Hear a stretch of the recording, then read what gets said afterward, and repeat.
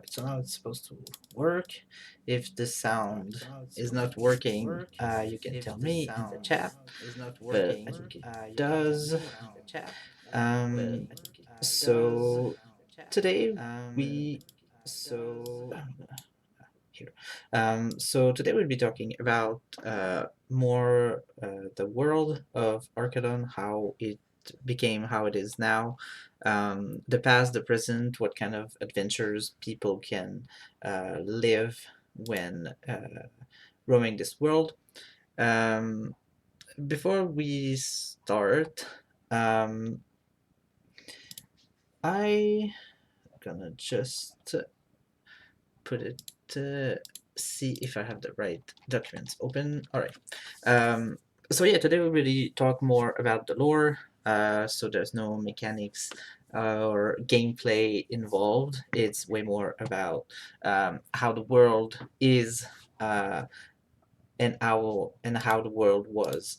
Um, so first thing first, the world of Arkelon is quite old. Before that, there were other kind of creatures that were living there, which were called Resai, which are creatures that evolved from aquatic creatures that were on the planet before. Um, so first, the world of Arkelon was created a long time ago, and the first thing that went into this world is the old gods. So the old gods, or the old ones, are the first thing that spawned into this world.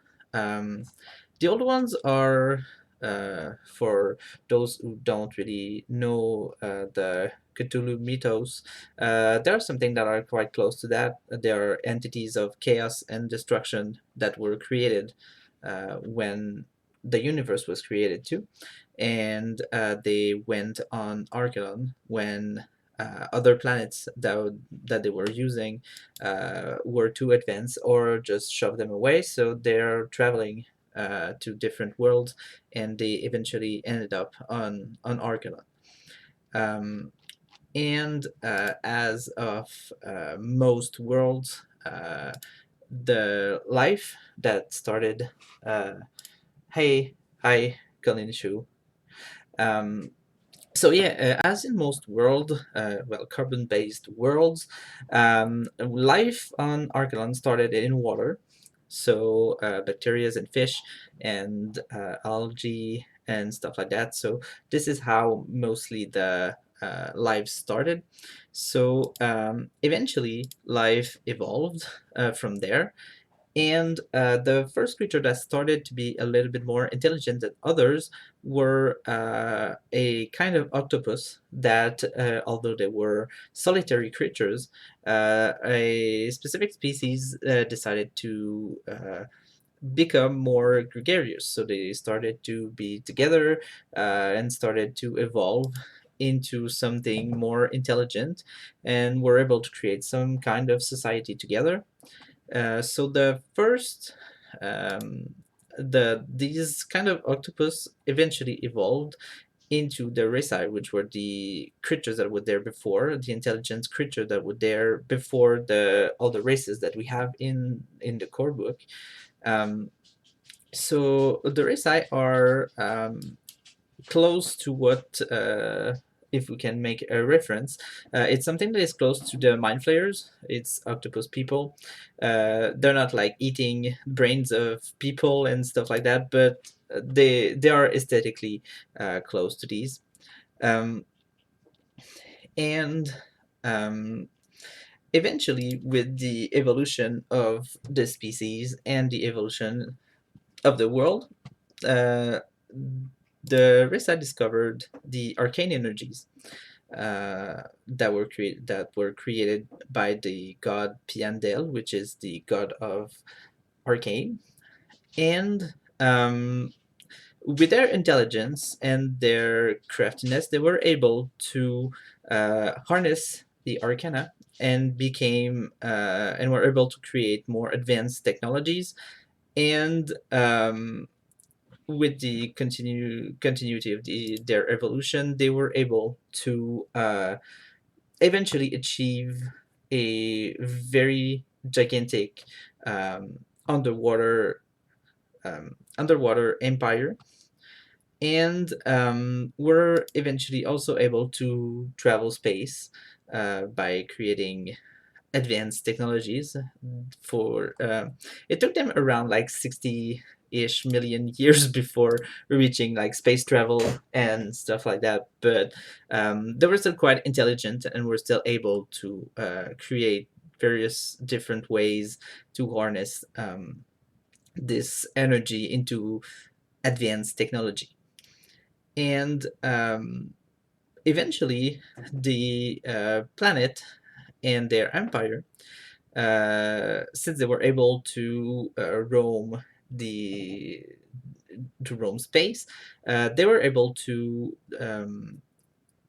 pick up people and other races that were on other planets and bring them on Arkelon to harvest. To harvest the resources that were on land, because although they had some technologies to make them live and breed and be able to evolve into a more land-based world, they were not perfectly adapted yet to this kind of climate. So they went on other world and brought back people that were able to live perfectly into these land climate. So the some of the people that are still on Arkelon right now, so the humans, orcs, elves, and dwarves, which are all coming from different places in the universe. So if eventually there is a way, maybe for you people to travel space into the Arcadon rulebook, you will be able to meet humans, orcs, elves, and dwarves that evolve into a very different kind of society on other worlds, in other places, if you are to travel space. And with that, eventually into the world of Arkelon, there was that huge cataclysm that changed this world into what it is right now. So there was a time where an asteroid collided with one of Arkelon's moons, because Arkelon had two. There were two moons there that were controlling the tides. The tides were really high, and that's why the Resi were able to create this huge underwater empire, because the planet was mostly water. And when the asteroid collided with the moon, it shattered it and broke it. So this brought a huge cataclysm, which made the tides less regular, volcanic explosion, debris from the destroyed celestial bodies. So this brought a huge change into the world's climate, and um, due to that, it brought forward these huge climate change. And the climate change were not something that the USI thought about before, because nothing was really different. They were an adaptable species, but not that much. They were able to pick up some things. They were able to create technologies. They were intelligent, but they were not that adaptable, because they didn't need to adapt due to the fact that they were using other races to do their work. So when this climate change arrived, the water was colder in some places and was hotter in others. These creatures were not able to adapt that much, and due to the destruction of the moon, the water receded.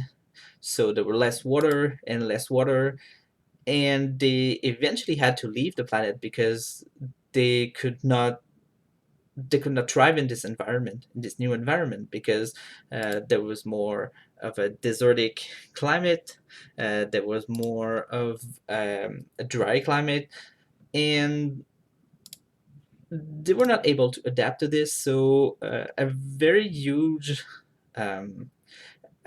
number of these creatures died or were destroyed by these climate changes. But some survived but left the planet, and people just never heard of them again. Um, the creature that they enslaved and picked up on other places, they survived on the land places of Arkelon because the humans and orcs, elves, and dwarves, they were more adaptable than the race so they lived. Although the climate was completely crazy, they were able to survive um, what happened. So they started to create societies in the places um, that they were. So some created their villages and started to use basic tools. Started to survive with what they found around, and eventually the creatures continued to evolve, and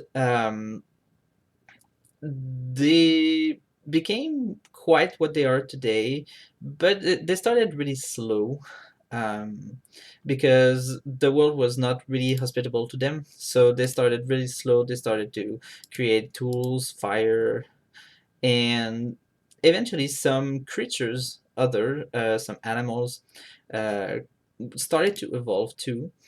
And since the present gods, started to gain more power because the old gods were sent away by the departure of the Risai because the remaining slaves did not believe in them or didn't care about them because they were evil entities. So the new gods started to become stronger and started to take more and more places. So some of the creatures that are born on Arcanum, some animals, started to evolve into different ways. And eventually, some of the animals that were there evolved into the Janvaris, which is a race of anthropomorphic animals. Some gods decided to give them more intelligence, give them the abilities to use tools, give them the ability to evolve, and they eventually became like these anthropomorphic animals. There are other types of animals too, normal animal like we have in this world, but they are a little bit different from what we see here on Earth. On Earth, um, the most of the animal that we see here on Earth that are exactly the same, most of them was on this planet though became genderies or adventuries depending on where they are in the world. Um, Before I go into more of a timeline of what happened after the sundering, the breaking of the Arkelon's moon, um, are any of you any are any of you having any questions about like all the events that came before um, this cataclysmic event? Questions that we maybe could answer before moving on to a more of a timeline of the world.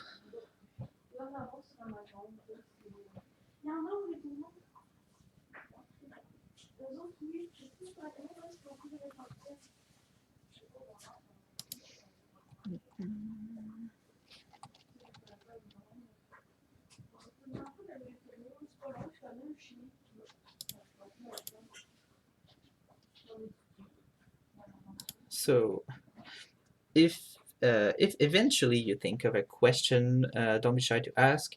We'll be able to answer you and maybe give you the information you need. Um, for now, we will go into a more of a timeline thing that started after the sundering. So during the first year following the sundering, a large part of the aquatic life was eradicated uh, due to the fact that the water temperature changed and all the volcanic eruptions changed a lot of the uh, water around. So most of the creatures that were living there started to die. So a new continent rose. So it just brought up even more problems for the creature that lived in water. Uh, and Eventually, oh, I closed my thing accidentally. Um, so yeah, eventually, with the time that continues to change, um, the fauna and flora of the world continued to evolve. I'll just change this here, um, because else uh, we don't really see. All right, so but yeah, the world started to change a little bit, and um, the creatures and the animals on Arkelon started to change, and they started to evolve into different ways. So the fauna and flora started to change and evolve and diversify itself, to become what is closer to what it is now. And with time, the people that were brought by the Resai there continued, as I said before, to evolve and create tools, become more and more intelligent, and advance into what could be compared to a medieval time, um, like having invented like weapons, wheels, and carts, and agricultures. Um, and yeah, the even though the creatures that were there were quite lost and away from everything they knew, they were still able to create some sort of society with um, with what they had left and the world that was there. Uh, so for now, my computer has decided to be pretty slow, so it won't be long. I will be able to return to the thing I closed before.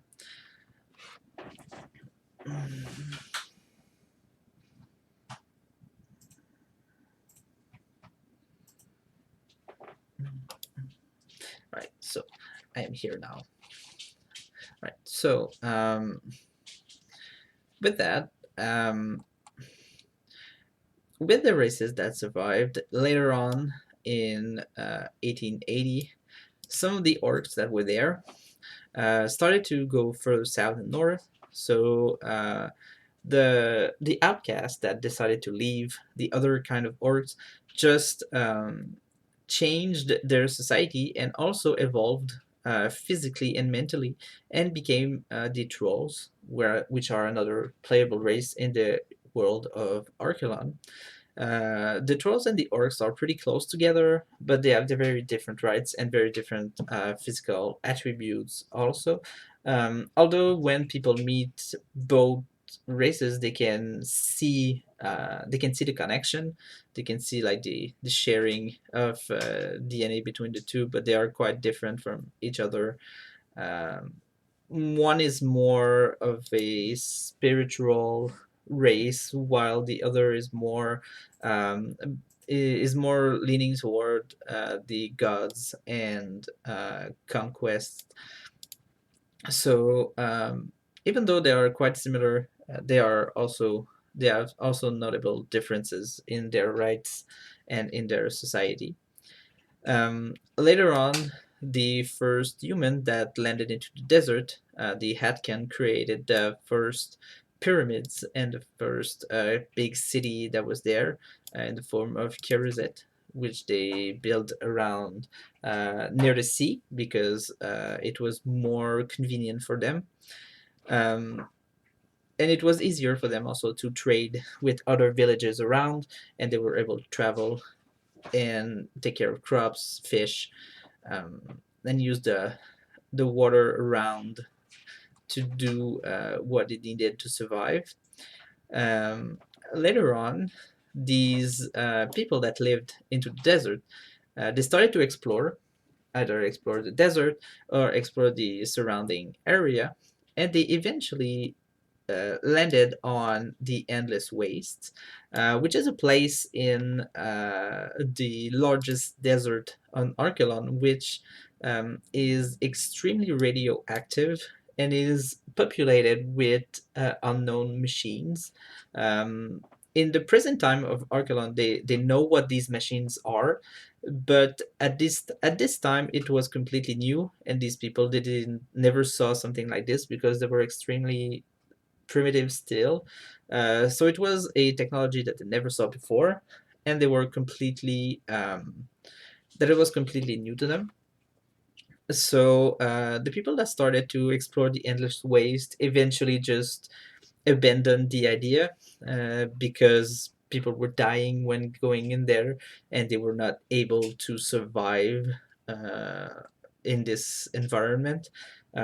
Although magic is something that always existed in the world of Arkelon, magic was not mastered enough for people to thrive into toxic and dangerous environment.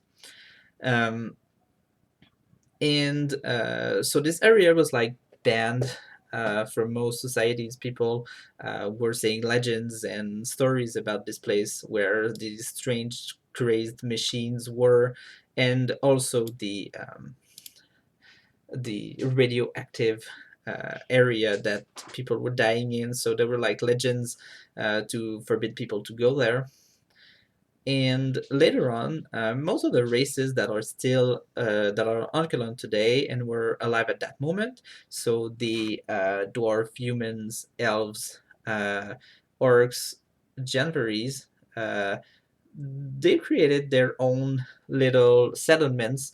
All of them were close to water because when you start a new society, it is more convenient to go around rivers, coastal areas, because there is more resources to survive than in the middle of a desert or in the middle of a forest. Um, and also, some of these races started to migrate towards the north. Before that, there were not really any. Um, there were not really any northern climate like Antarctica and stuff like that. Before that, um, it was more of like there were colder water, but when the continent rose and it became colder, the northern continent and the southern most continent became covered in ice and in snow. So the races that were there, they started to migrate there to explore and also to create their own little society there. And at a later time, the humans in 1994, the humans started with their big city um, in the eastern continent. They built the first Shi'ari statues um, to guard the temples. The Shi'aris is a race that is also playable in the world of Arkelon. Now they are a creature. They are a creature made of flesh, but at that time, they started as statues that were created by humans there on the Kanjai territory to guard their temple against the evil spirits. And in 2000, the Janvaris that migrated to the north become the Venturi and create their own society that are inspired by those around them. Um, Before we continue, I can show you maybe a little bit of illustrations about the races I'm talking about. So maybe it's going to be a little more visual for you. So here we have the Venturies. So they are a northern race of animals, of anthropomorphic animals. So we have the Venturba, which are inspired by all kind of bears. We have the Venturhara, which are from different kind of northern ungulates. The Venturvel, which are different kind of whales, and Ventursi that are more from different kind of seals, and the Ventursha, which are inspired from sharks. So all of these races of animals that migrated to the north eventually became their own little society that called themselves the Venturies. because they were completely different from the Janvaris, which are more of a southern Hindu inspiration, which we can see here. So this is one kind of the Janvari. This is the Janvarshi, which are inspired by different kind of birds. And we have the Janvarsan, which are inspired by different kind of reptiles. So these two kind of um, Janvaris, also they are similar in some ways, um, still have different, completely different societies that are mostly based around the people that live around them. So the Janvaris would be more closer to the Kanjan humans, which are related to in real world what we could call the Asians, Asian and all that live in this area. And the Ventures are more closer to what we could call like the Vikings and different kind of northern people, like in Ireland and in Canada also. So at a later time in 2004, the dragons, which were living on the lands of Arkelon, started to mix with different other races. And this created the first dragonkins, which are humanoid dragons.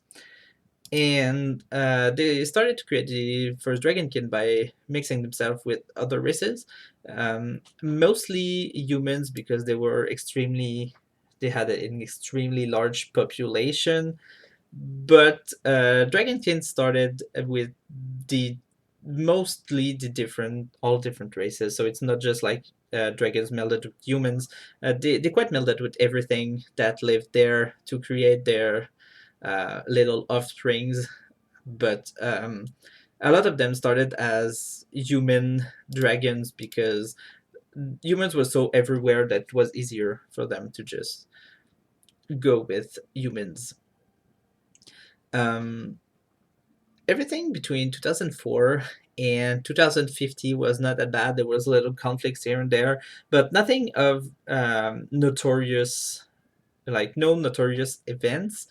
And in 2050, the Great Dragon War began, which is a quite a large scale war that started between the dragons that were having their little dragonkin army, and all of the other races that were there. So everything that was not a dragon or a dragonkin was uh, put against the dragons or the dragonkins for uh, a lot of territory, for a lot of different territories, and take control of most of the land and sea that was on Arkelon at that time. Um, the Between these this big war lasted for 5 years, so it's quite a big war, and most of the people on and unfortunately, the people of Arkelon lost that war against the dragons. So, although the people lost, in that time, the god Dianshin of the Kenjai territory, which is a god of wisdom and uh, closer to a guide than a real god, but they he animated the Shiari statues. So the statues became alive and were used as guardians by the humans settled in the eastern region to protect themselves against the dragons. So I'm sorry. Um, so yeah, the Shiari were animated by the Ancient and given as a gift to the humans settled in the eastern region to protect them from the dragons. So they use them in their armies and they tried to uh, counter the dragon army with that, but it didn't really work. And a lot of the people on Arkelon was decimated in that war, and a lot of the western continent was taken by the Dragon Empire at the time. Um, after some after some times, around close to a century later, when the dragons were mostly controlling the whole planet, um, the Dragon King decided to revolt against their creator, and they wanted to free themselves from the control of the two dragons. So they started to revolt and associate themselves with the other races to try to overthrow the power of the dragons that were there. And the other races were skeptical at first because of what they did before, and they were servants of the dragon. So the other races were quite skeptical at first, but they eventually decided to ally themselves with them, and the people of Arkelon, helped by the Dragon Kings, were able to overthrow the dragons and take back their lands. So in 2250, the Dragon Empire falls, and the Age of Fire is ended. So the remaining dragons fell into hiding. They were not seen for hundreds and hundreds of years, so they are thought to be either disappeared, destroyed, or hidden away in places that nobody really know of. So at that time, dragons were pretty much a thing of the past for the inhabitants of Arkelon, outside of the Dragon Kings, of course. Um, Later, almost 200 years after the decline of the dragons, and that the world was starting to be at peace again, um, the people on Arkelon created the first heroes organizations. So they started to create different kind of guilds for people to join, gave to give them some quests, or give them some direction to do some task, and to also control a little bit more which kind of adventurers or people could do some different kind of tasks in this world. Um, so following the creations of the hero organizations, uh, there was a long, like almost 2000 years of nothing. Really, there were things that happened, but it's nothing of a huge that has a huge impact on this world. um, the first heroes organizations were created. Some heroes defeated creatures or defeated governments that were corrupted, but there was nothing of real impact on this world. Nothing that really changed the face of this world uh, before 4621. So 4621 um, was the day that most of the things that were on Arkelon changed, because a band of dwarves adventurer started to explore the north, so the northern area, like all this whole place full of snow and inhospitable terrain, and they came across these strange constructions there, constructions that they've never seen before.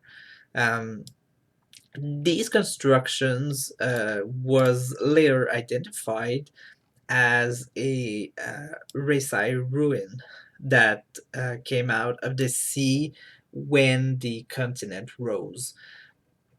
So when these explorers discovered this area, um, they studied the ruin, they studied the technology that were there, and this event of discovering this ruin really changed the world of Arkelon and really changed the face of this place, because that technology was able to be harnessed later by the people on Arkelon, giving them a really, really quick evolution in technology.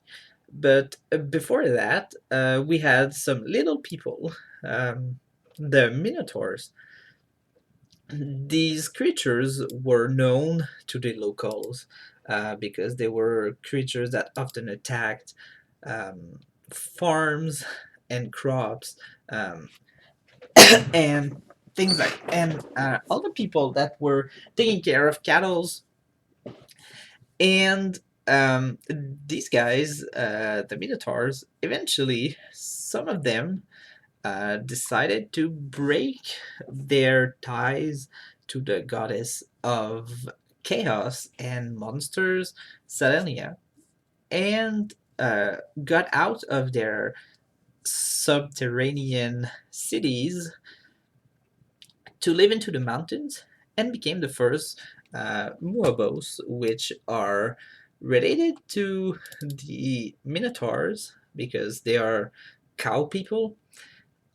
But they, as a race, they have decided that they really wanted to have nothing to do with the Minotaurs. So they have decided to just go into becoming completely vegetarian, never touching meat again, um, never like try to stay the most far away possible from violence.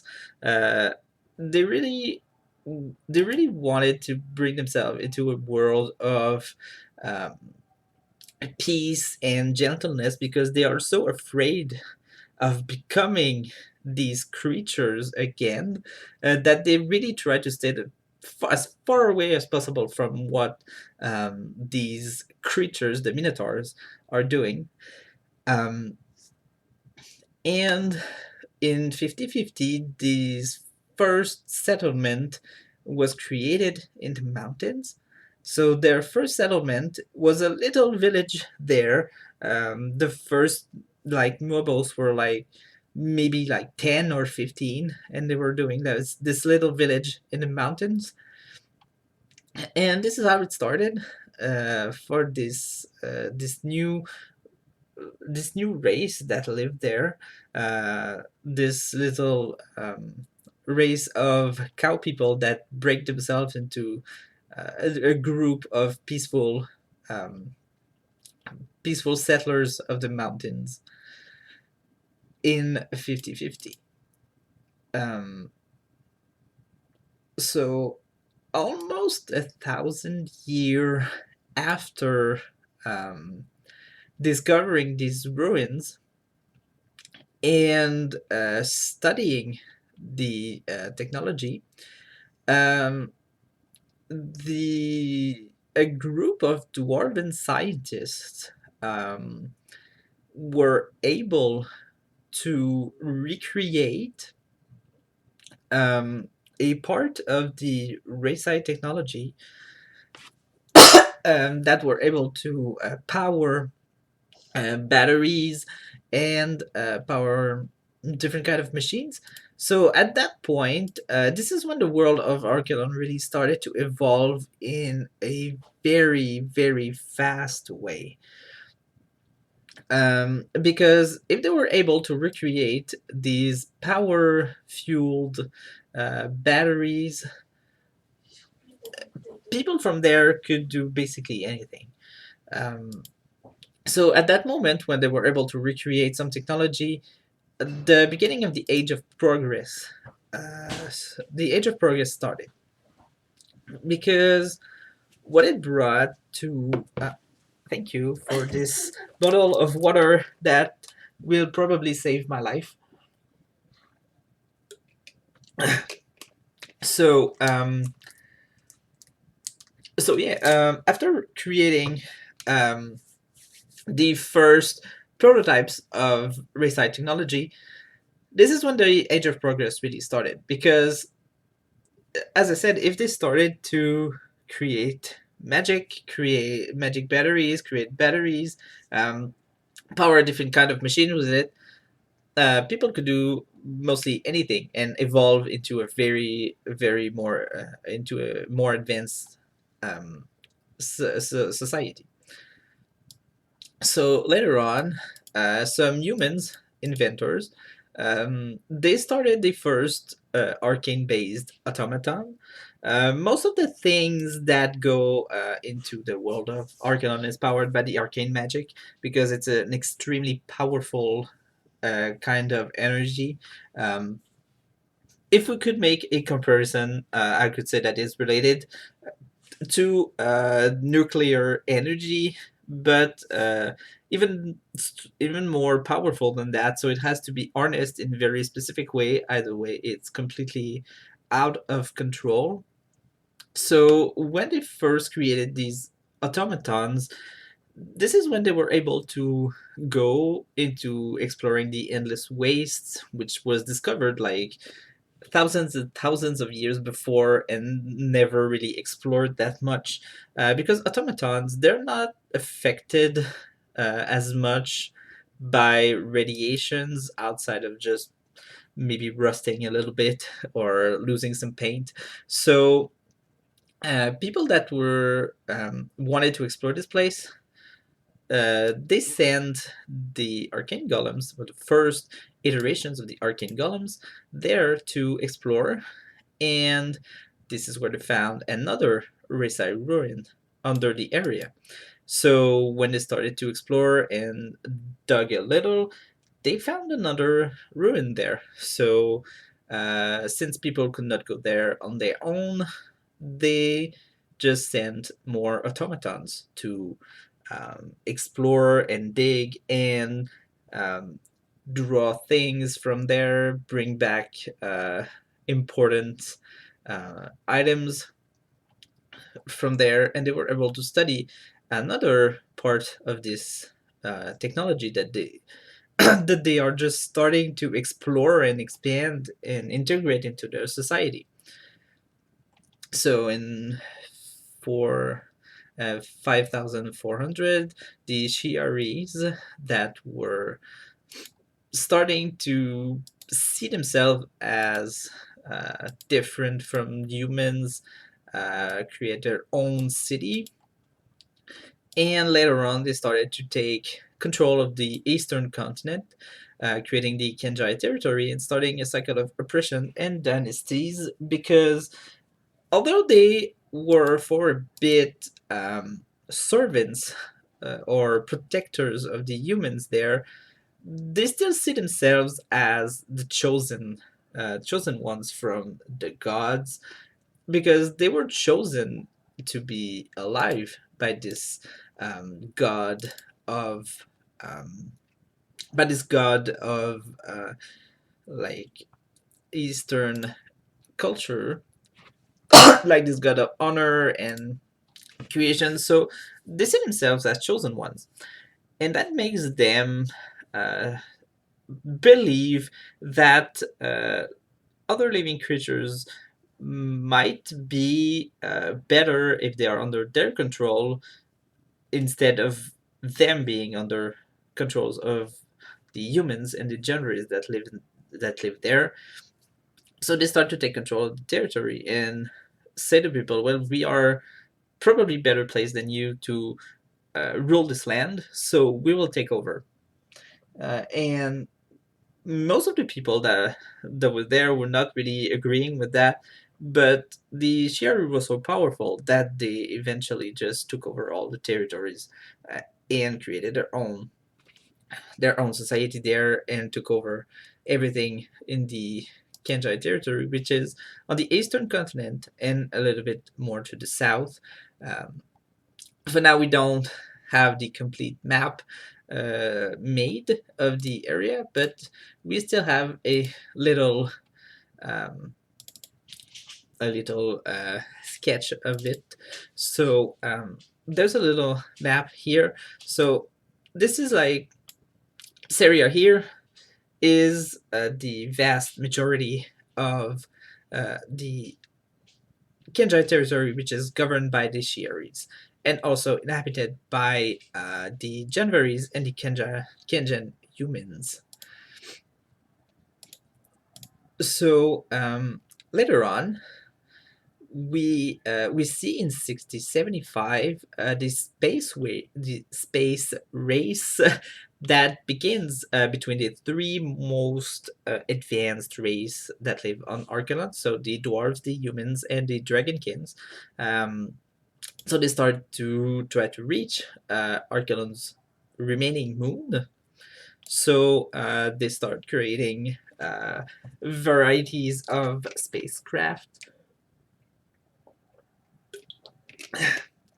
and satellites, and eventually the dwarves, 100 years later, will win this space race and reach Arkelon's moon. So the dwarves are really the first ones that were able to reach uh, space and were able to explore space by reaching the moon. But the other races that participated into this space race also were able to create and advance technologies to reach space. And although they were not the winners of this race, they were still able to bring um, their own little touch to the different technologies that we can see into the world of Arkelon today. In 6190, the world population is around 10.3 billions. Arkelon is twice the size of Earth, if we can make a comparison. So 10.2 billions is a lot, but for a planet twice as big as Earth, it's not that much, but it's still a lot of people. And in 6250, we start to most of the governments start to question themselves on pollution and destruction caused by the advancing of technology and the increase of population. So it's the first in 6250. It's really the time where people started to evolve pretty fast, creating new technologies, having a lot of people to feed, having a lot of things to craft, like all these factories for a lot of different materials. So in 6250, they really started to question themselves about where the planet were going and where the environment was going. Um, so no real steps were taken to change any of these, but they still starting to question themselves if they go into the right direction or if they will just start to destroy the planet if they continue to go uh, how they were going now. So a little bit later, the first Shardling city was discovered under the sands of the Ignatals Desert.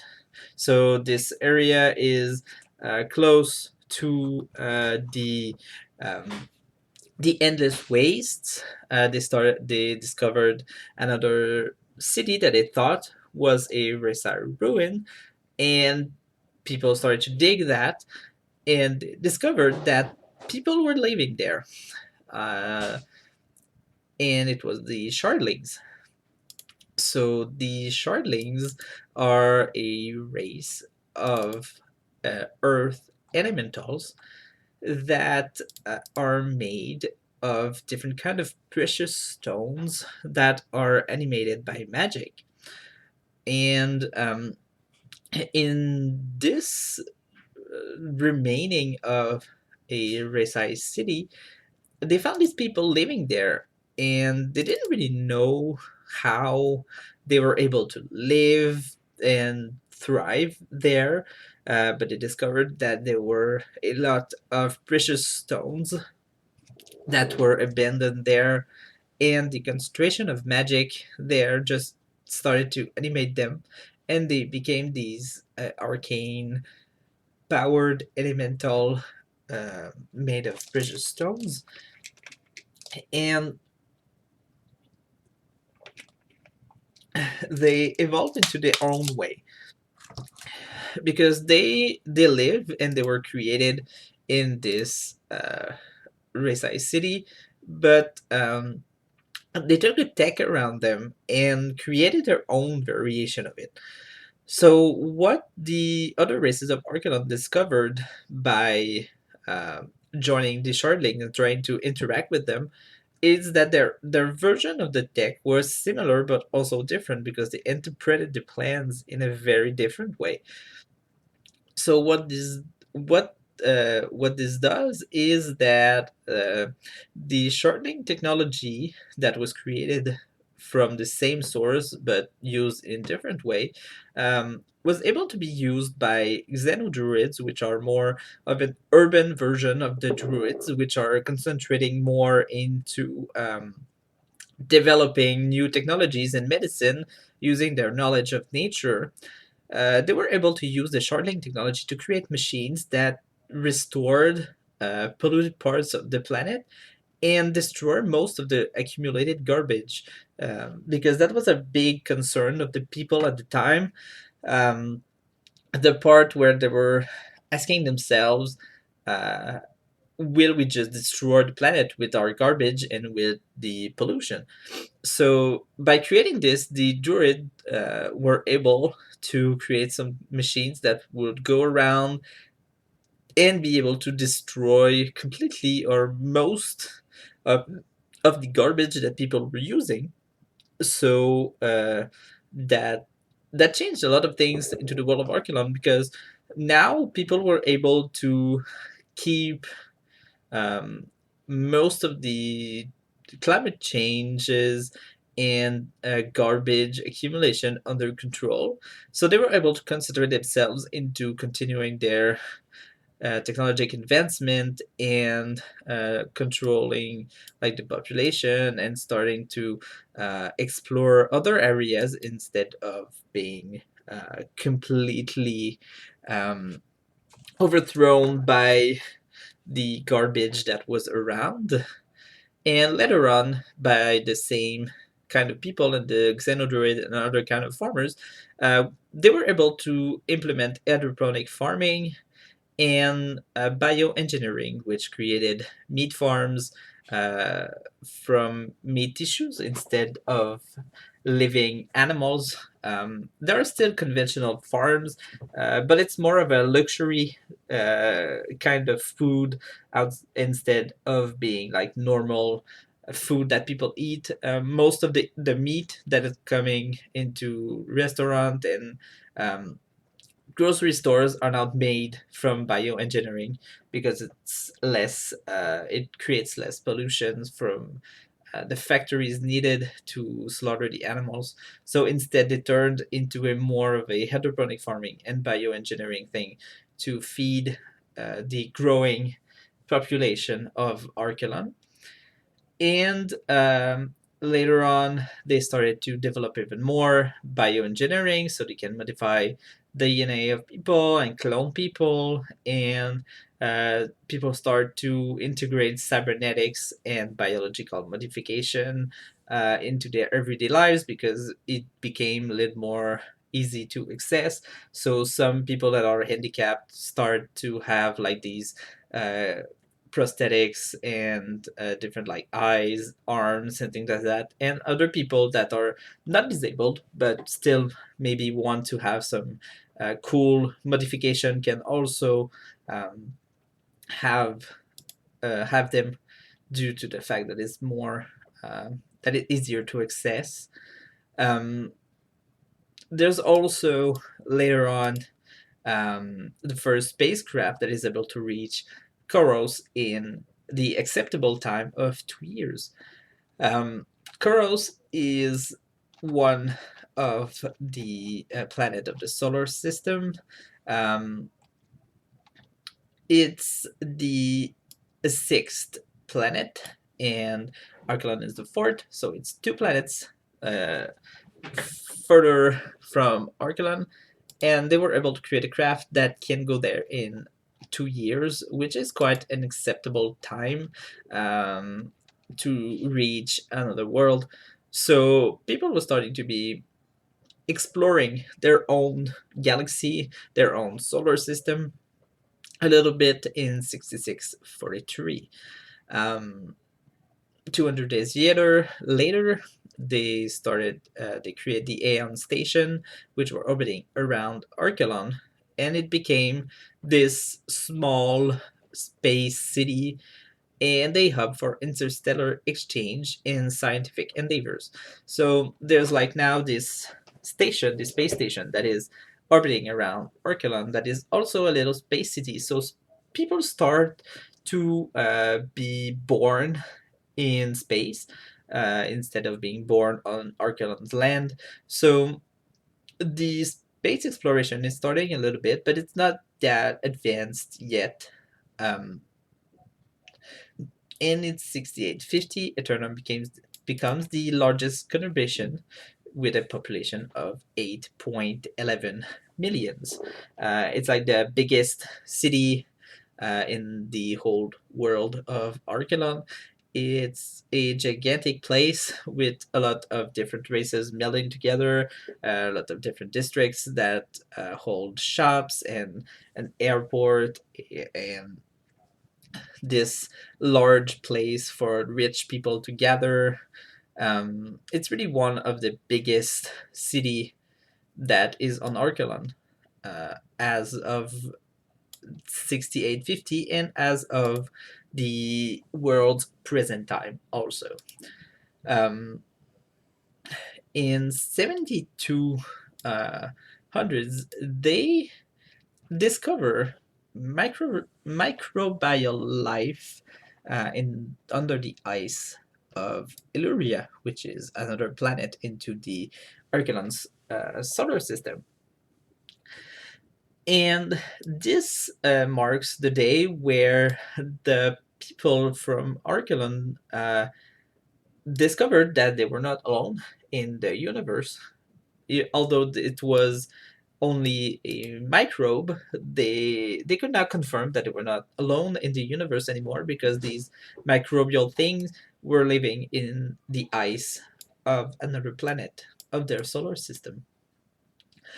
Discovering that, they 3,300 year later, they establish their first out of world colony on a moon that is made from humans, dwarves, and Venturies. Um, the moon that they established colony is extremely cold and extremely unforgiving, but it has this little atmosphere.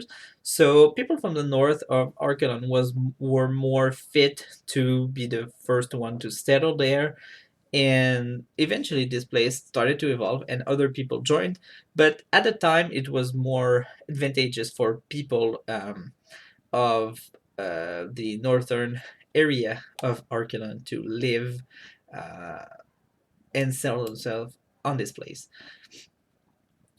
um, Eventually they start to expand the colonies there, and this moon started to be populated with more and more people.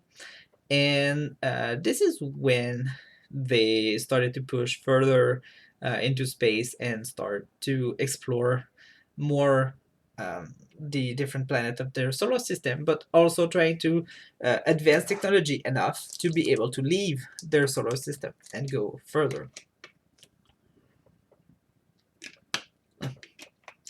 And in 7595, the dreaded discussion of the status of different heroes on Arkelon came because with the evolution of technology, like before that, in like medieval times, being a hero, it was more like being a knight or something like that. You had a little magic, you could do your little things into the guild, but you had access to like daggers and swords. But with the evolution of technologies, different weapons and different powers also joined the question of what are a hero. So People could buy guns. People could buy different kind of energy weapon. These heroes could join.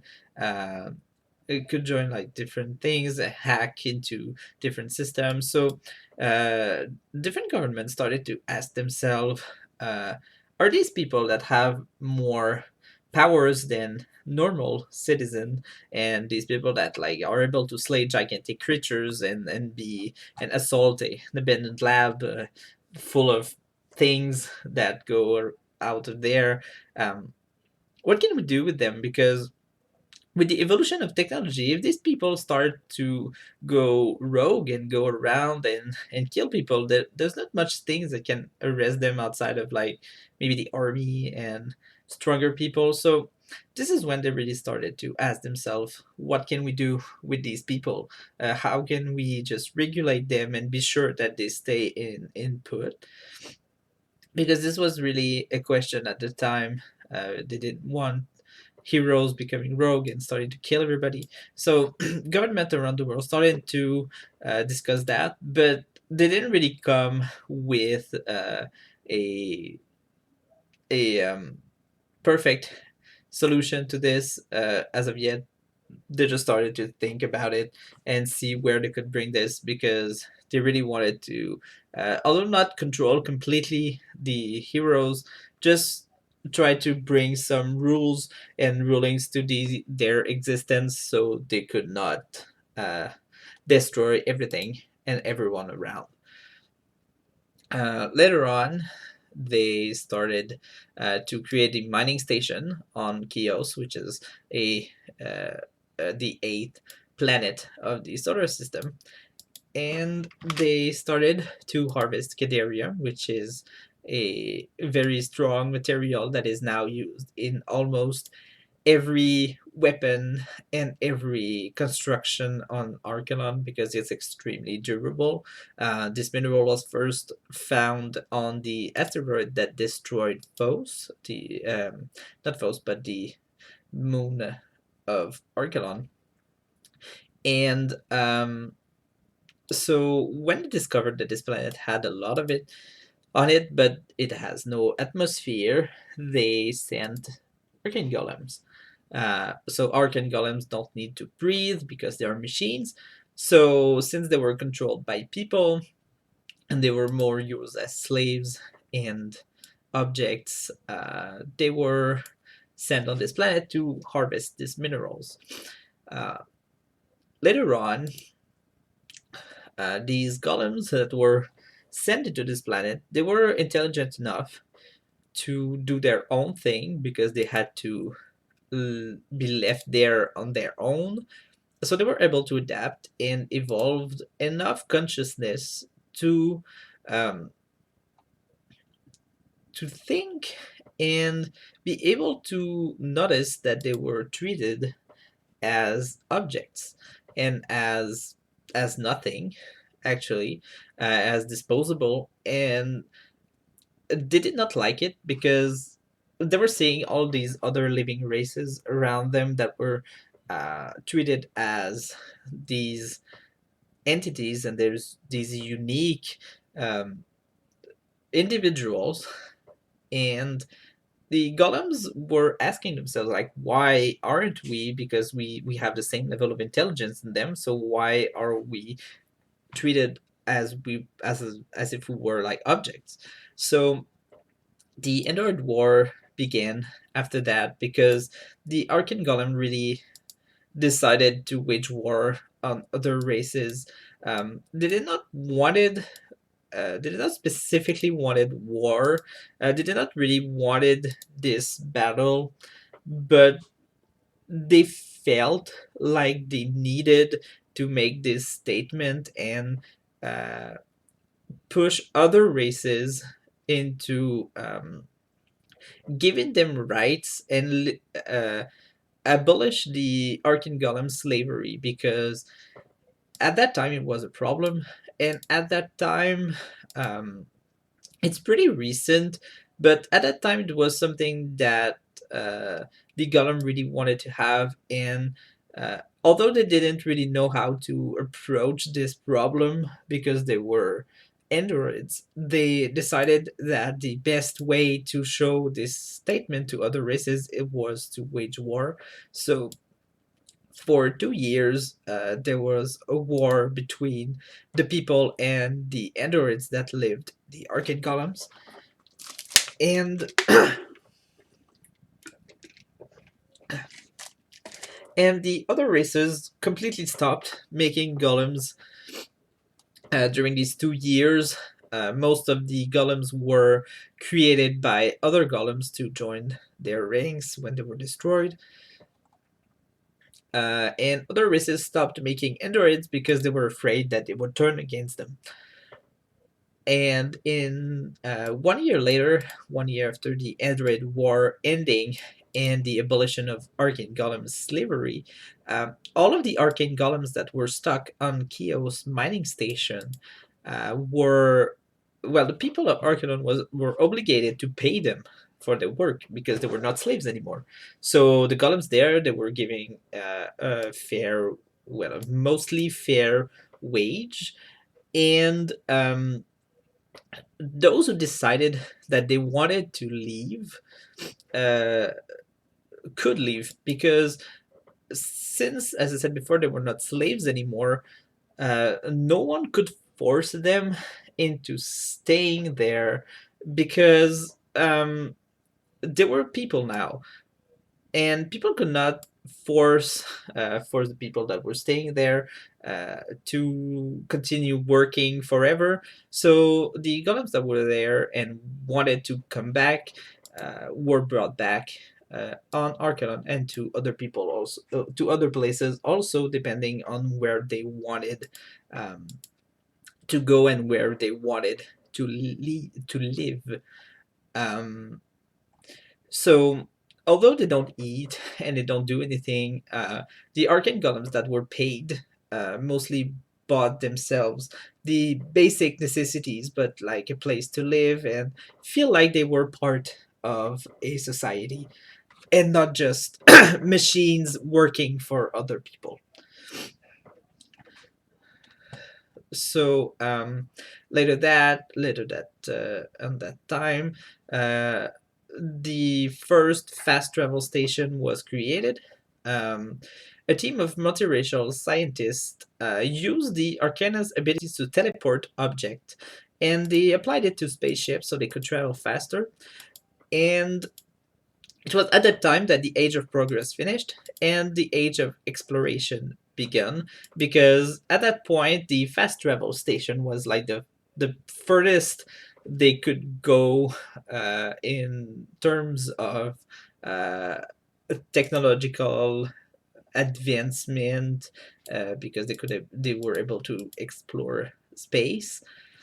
And later on, in 8270, they discovered the Eden station in the Eridanus galaxy, which is the closest galaxy to Archelon's planet.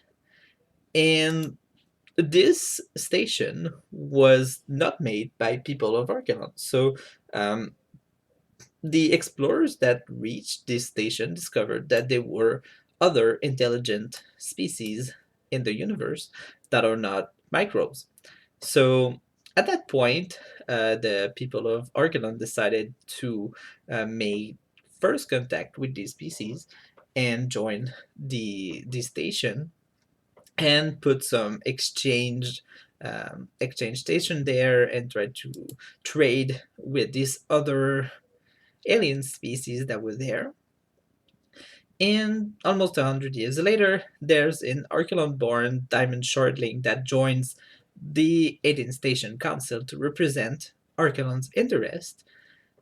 And after that, in 8345, we reach the present time um, of Archelon. So in 8345 is the time where most of the stories in here will happen.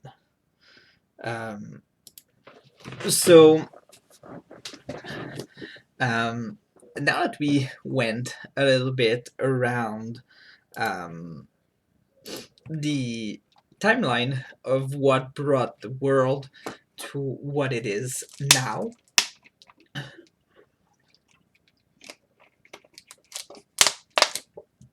We we can go and check a little bit more about what the present is for the world of Arkelon. So I'm gonna put a little illustration because it's more beautiful. um,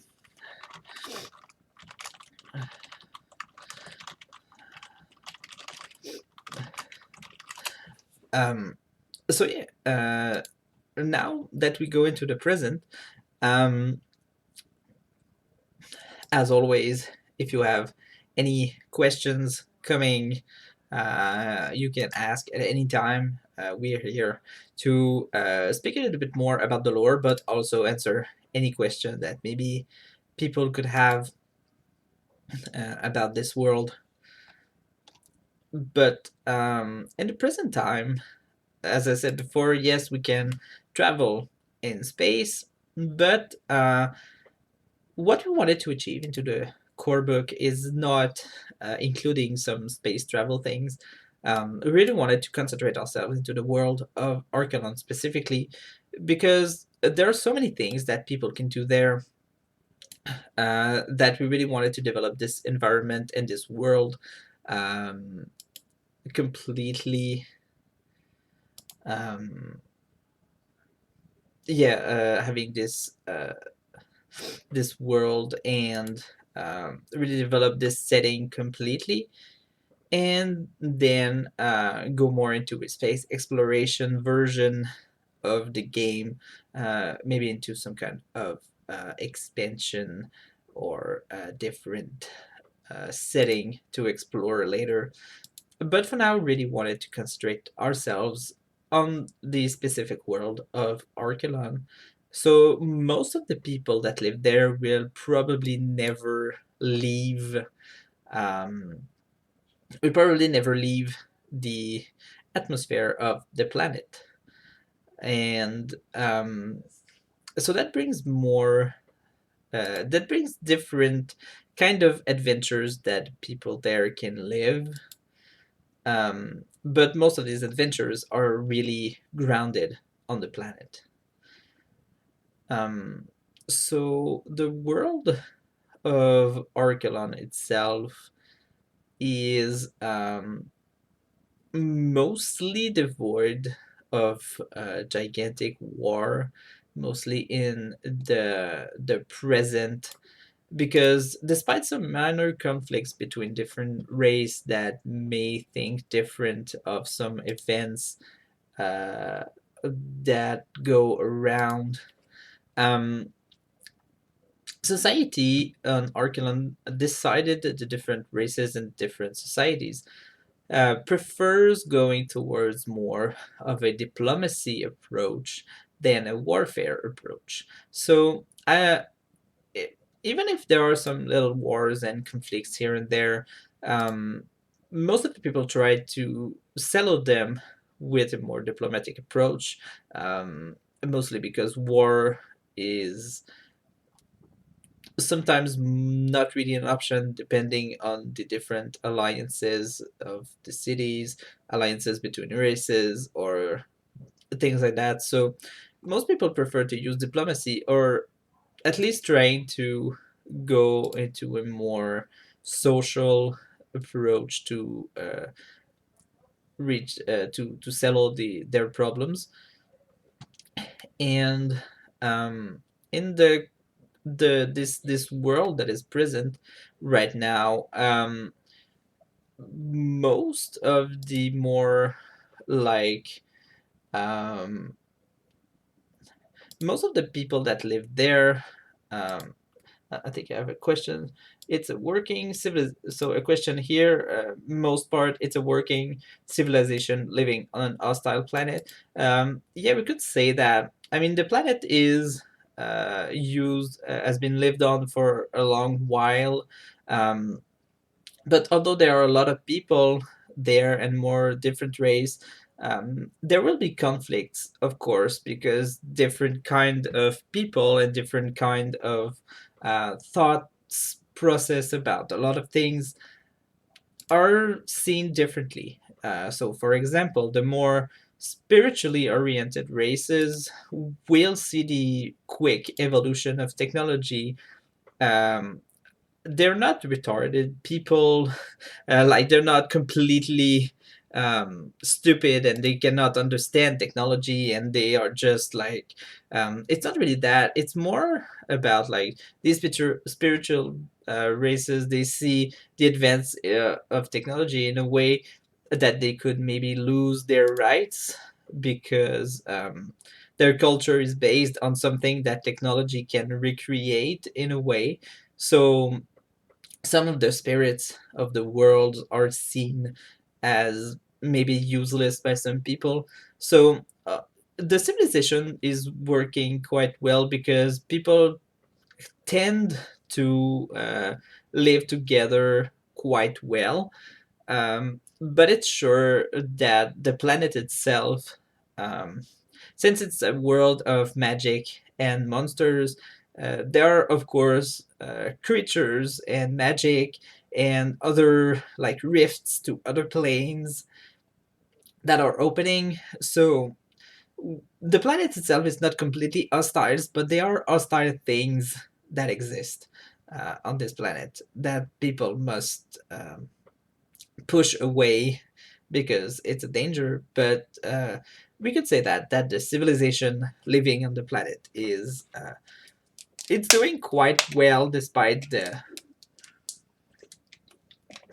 little conflicts here and there. But they mostly discovered that settling stuff with diplomacy usually brings more good than just waging war on each other for years.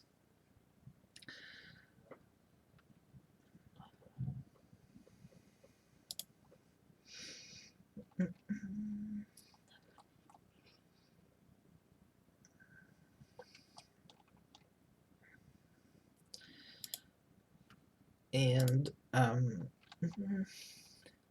so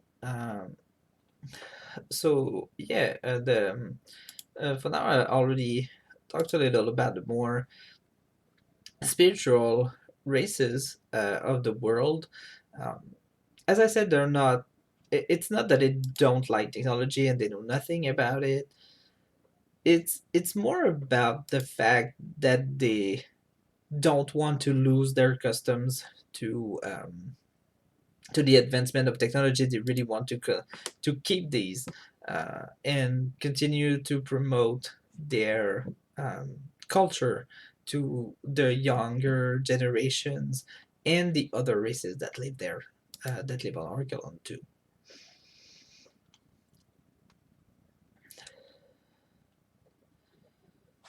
Um, mm, mm,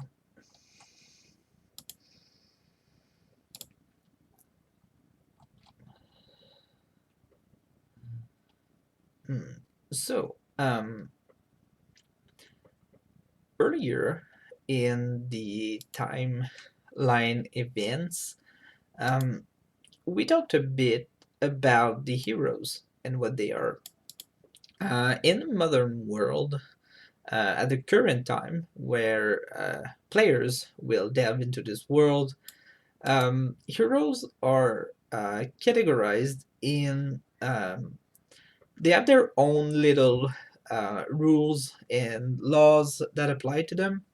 Um, so each people that desires to become a hero needs to to gain a status and a permit that will allow them to roam around with their weapons and be able to use their different abilities without being arrested by people.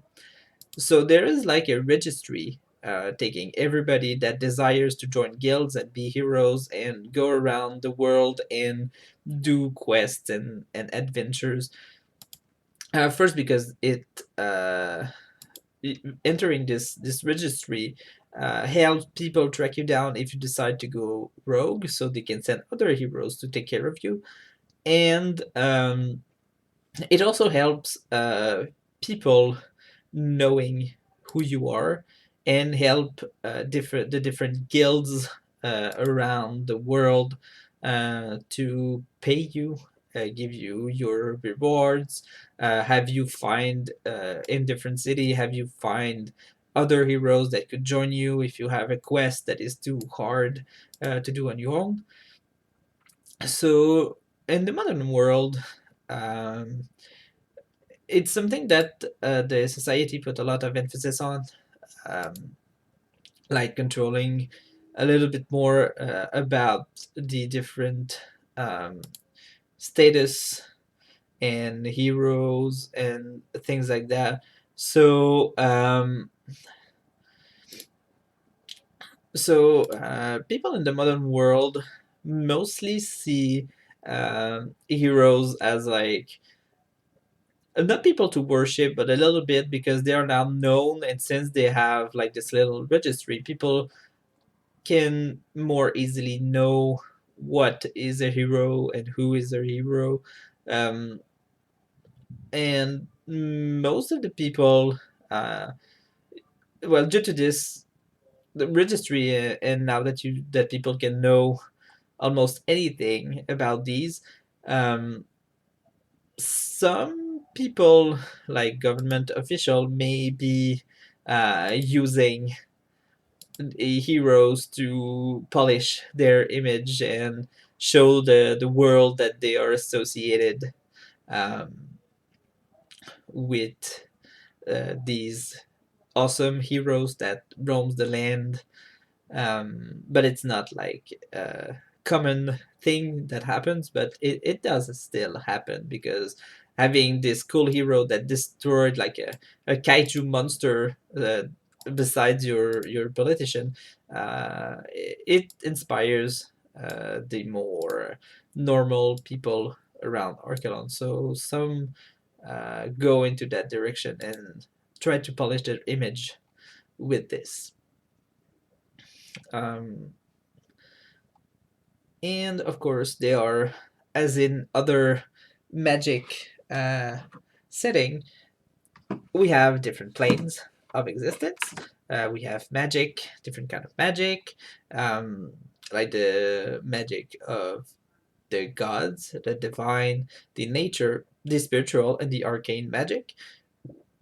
It is sure that a world that goes into um, a world that goes into a more modern setting brings the questions of if heroes, not heroes, I don't know why I said that, but if gods are of any um, how are or of any use anymore, because most of the technologies that were created can replace some of the work of different gods.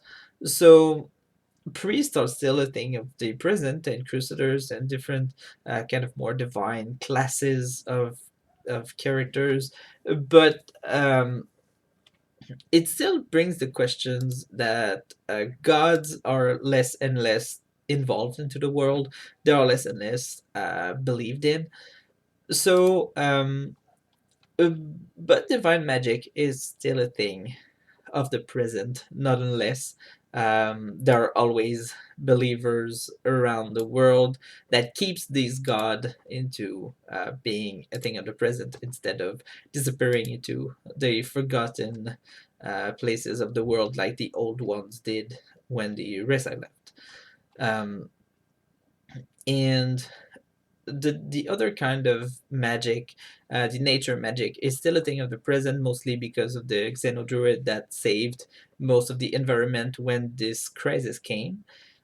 And the spiritual magic mostly remains because of these spiritual races that, even though they still want to keep their magic, there, and they still want to use these new technologies that come out. They really try to push their culture and keep these this spiritual magic alive by promoting the way of the spirits to the new generations that wish to learn from these shamans and these elders of the different communities around the world.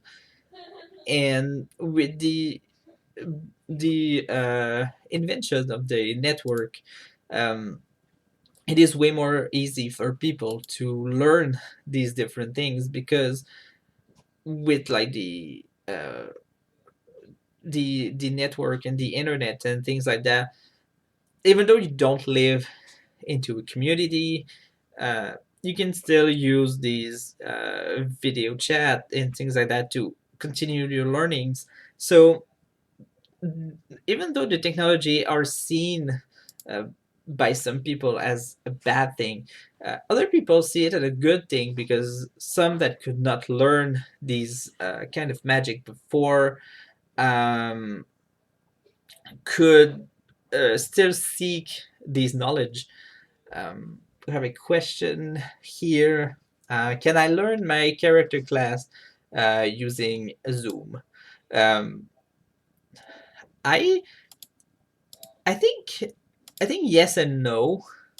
I think it would depend on which character class or which kind of magic you're learning. Um, in a certain way, I think that maybe arcane magic, because you have to go to school and learn things. So I guess that there could be some kind of ways to learn arcane magic or spirit magic from uh, classes like Zoom, or like whatever the application is called in Arkelon. But I think that the difference, like the divine magic, is mostly given by praying your god and just learning uh, like the prayers and worshiping their gods. Um, but I think that for the nature magic, like the druids, since it's more hidden and it's something that is extremely secret, I don't think that you can learn nature magic on Zoom because it would probably be too risky for the druids to reveal their secret to people that are not worthy of learning it. But I think that definitely arcane magic could be something that you can learn on Zoom uh, with a lot of patience and a very good professor. But I think that is something that could be learned. Um,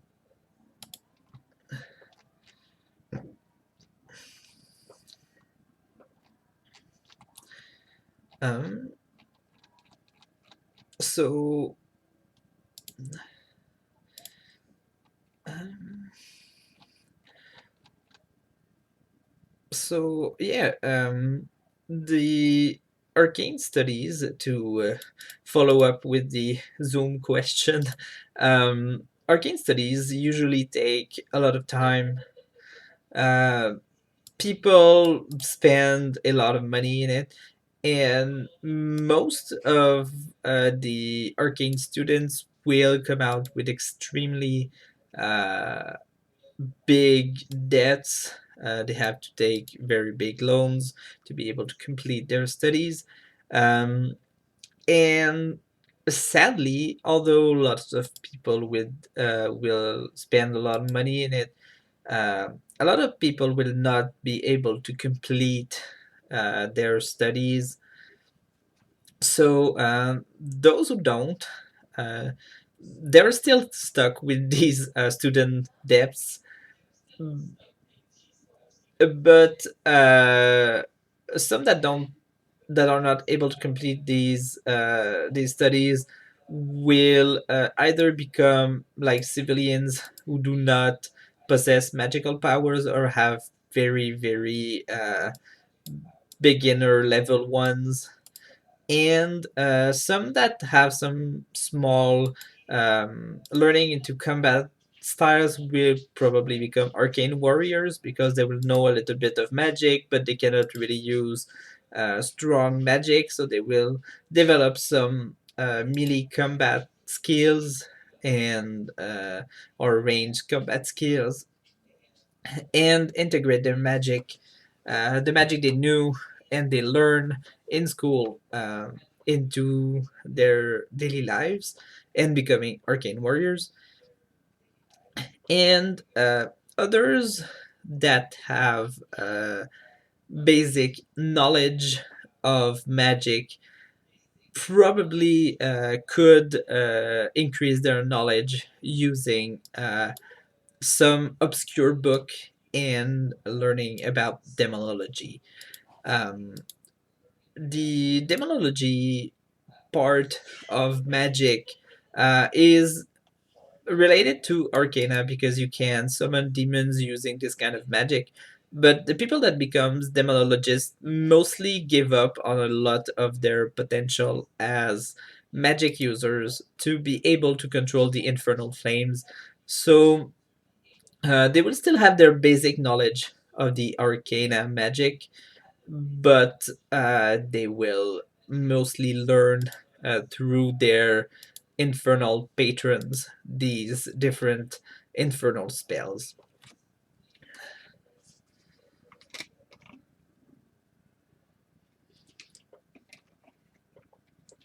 Um, so, as I said before, most of the divine magic will be learned by worshipping gods and proving to them that you are worthy of being a messenger for them. So, learning your God's sacred texts, teaching, prayers, um, go to a ritual to pledge your obedience and loyalty to your God, and you will eventually gain your divine power.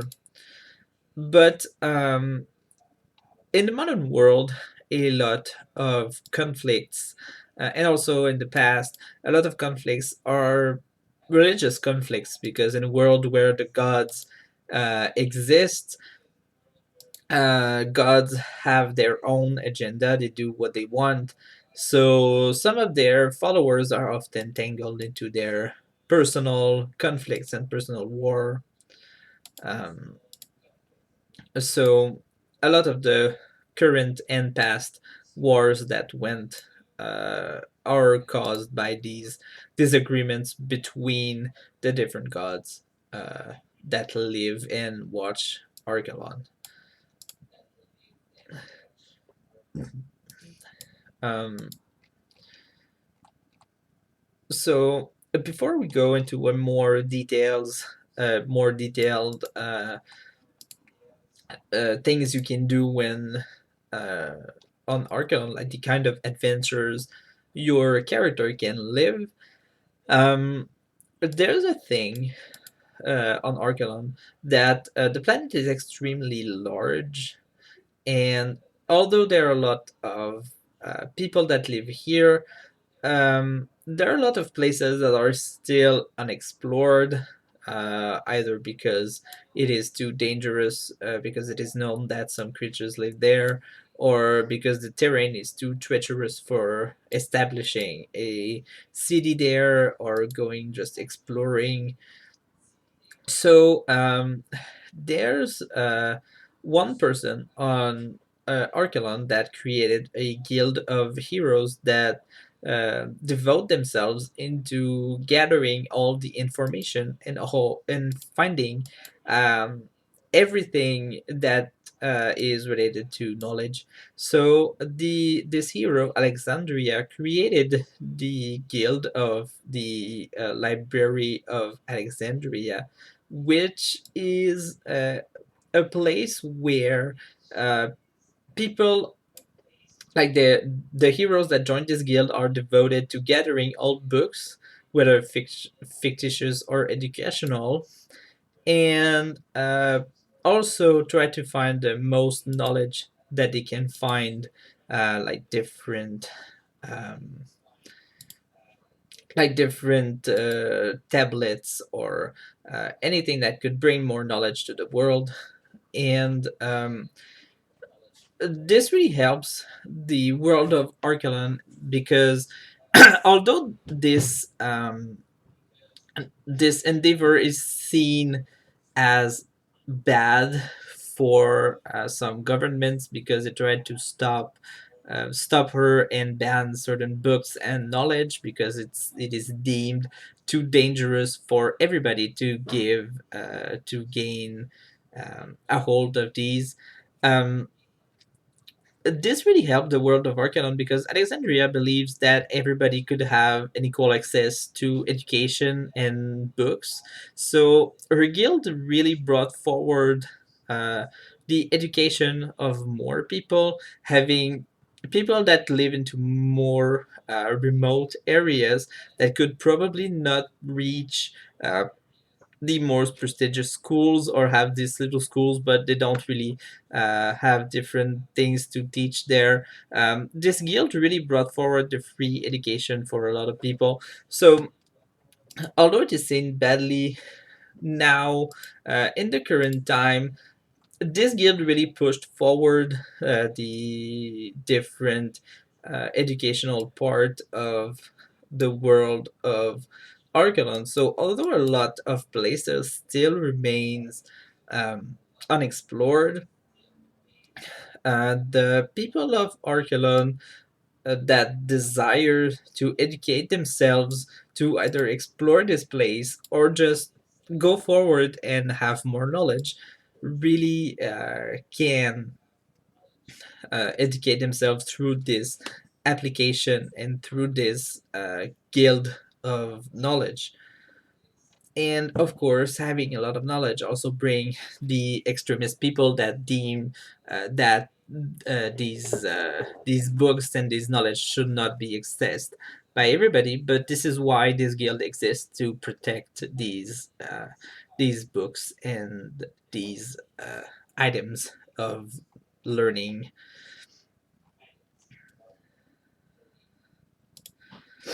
So if anybody has questions about anything that we may or may not have talked yet, um, you can go forward with it. And after that, we will go into this last little part of today's stream, which is the adventures on Archelon and what you can do as a hero and as a playable character, what kind of adventures you can live.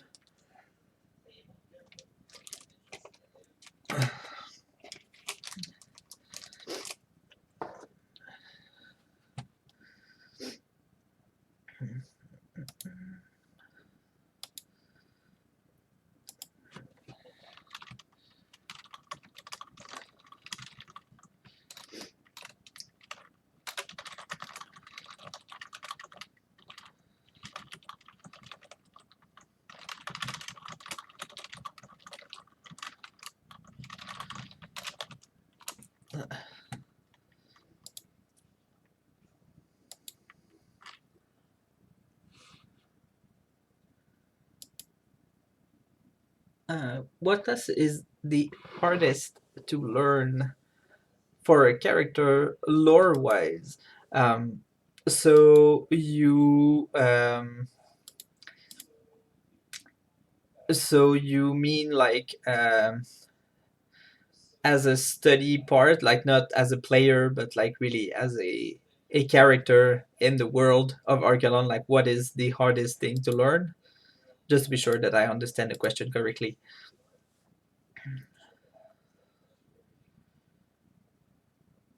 Okay, so yeah, okay, study, training.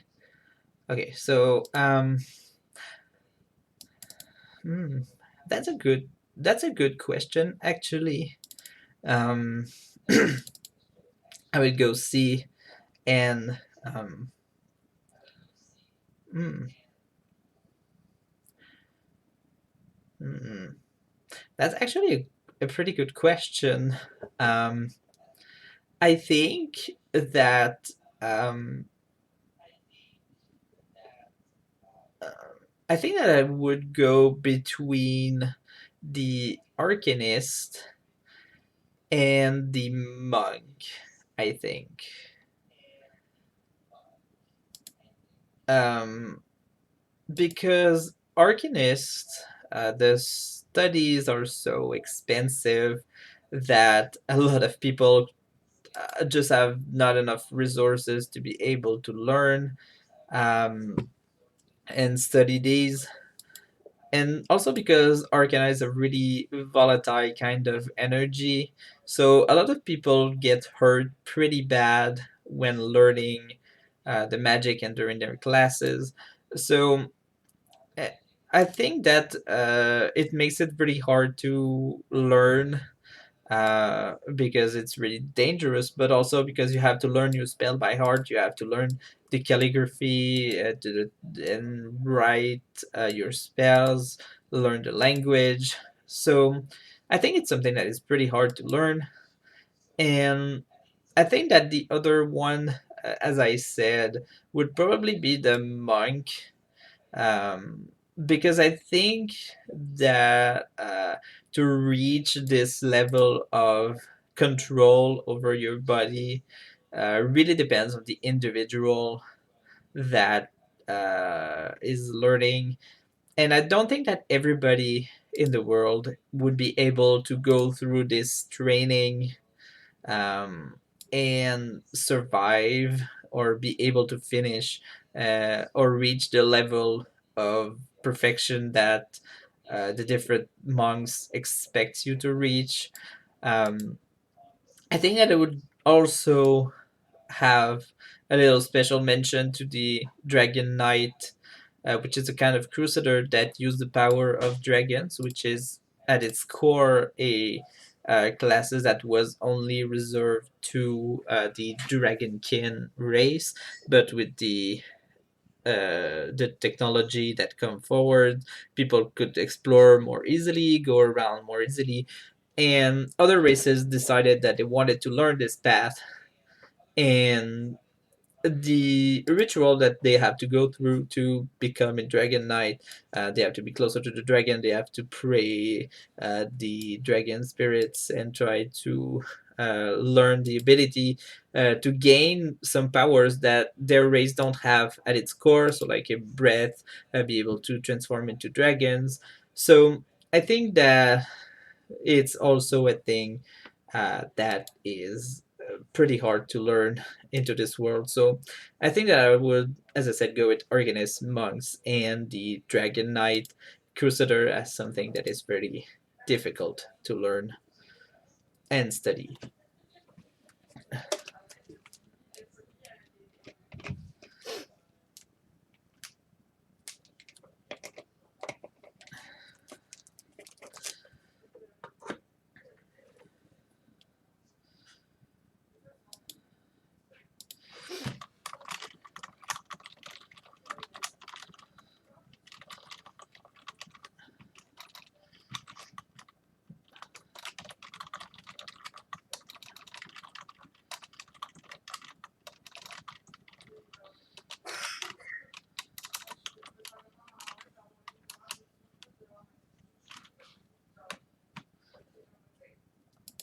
Um,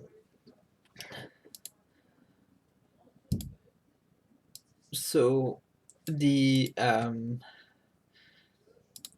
following this question, if there are no others, we will move forward with the last part of tonight's streams. So, what kind of adventures can you live on Arkelon? Because, as I said before, the base, um, the core book, um, the core book is based on Arkelon itself, and is not really going to explore this space race and going into space and go full on space opera and Guardians of the Galaxy. So, what kind of adventures can you live and have your characters live when playing? Um, there are quite a lot of things that come into mind when we go um, into a more modern setting. So since this world has a lot of rifts and different kind of places where creatures can go out of, there can have like kaiju that comes out, kaiju that woke up and start to destroy cities, or having different creatures coming in through rifts, leading to different planes. So demons, elemental creatures, shadow creatures that come out. So heroes are sent to stop and destroy that rift. A different, maybe new race I ruined that were never seen before can be integrated into a campaign that people, the different heroes, have to investigate this place, maybe discover new things, new technologies maybe that they could bring, things that were never found before, labs that have failed experimentation because technologies and science bring people that experiment on things. So maybe a lab that is abandoned and that heroes have to go investigate, um, to discover what happens, investigating like only there are so also little things that are more casual but still interesting, like investigating rumors that there are ghosts haunting local schools, local church, local buildings, um, maybe two gangs that have having a war within a city. You're sent to stop them or maybe join them depending on the game master and what they want to have you live as an adventurer. Politicians that are possessed by evil spirits. That I'm so sorry. um, Having politicians that are possessed with evil spirits, so you have to either exorcise the spirit or maybe kill the politician if it's too late for him. Investigate unusual creatures that kidnap animals, having rural places that have strange events happening to them, um, or having maybe you find pictures on the internet maybe of people that are missing, and maybe you know them, or you know where they are, or you recognize the places they are or people on the pictures. And there's a lot of, as a since I made a lot of like list reading of maybe different adventures, but since it's a modern world, there's a lot of things that you can bring into this thing as a campaign. So you can just like go from a monster hunting kind of campaigns where your heroes are just uh, like outlaws or for hires, and they just go kill monsters because people want them to do so, or go into a more maybe long-term adventure where you try to dismantle a cult or government corruption or stop this corporation from taking over a city, or maybe a civil war that is going on into a place, and is starting to tear through this city. There's a lot of things that you can do, although there's not a part of traveling to space. So you can do pretty much anything you want as a story. As I said, like cults, corruption, civil war, just monster hunting, or just exploring. Like go into this Indiana Jones, mummy vibes, and just explore tombs and have some fun events happening to you, and go into a more comedic kind of game. So Before we end this, I just want to be sure that nobody else have some questions or concerns or anything that they could want to ask.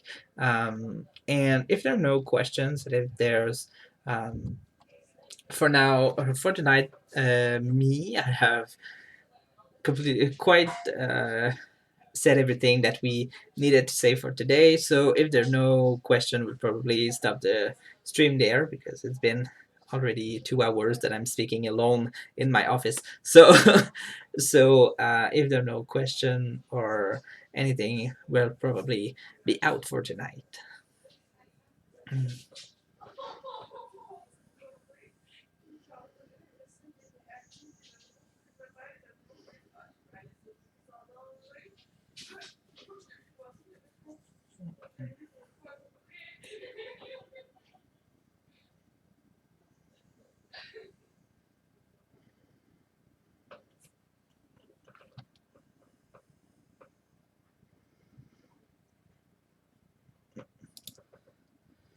So yeah, I hope you enjoyed tonight's streams um, about the world of Arkelon. So as always, you can give us a little follow if you want to be notified of other streams that we're doing. We're gonna make some little one-shot games and uh, probably do little character creation streams here and there. Do some different kind of streams during the weeks that are coming. And for today, we're gonna be out, and I hope you enjoyed. So have a good night, everybody.